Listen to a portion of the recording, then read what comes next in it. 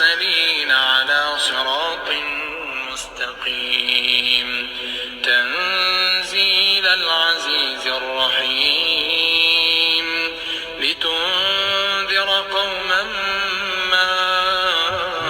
أنذر آباؤهم فهم غافلون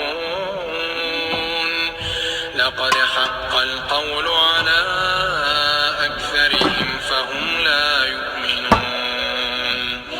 إنا جعلنا في أعناقهم أغلالا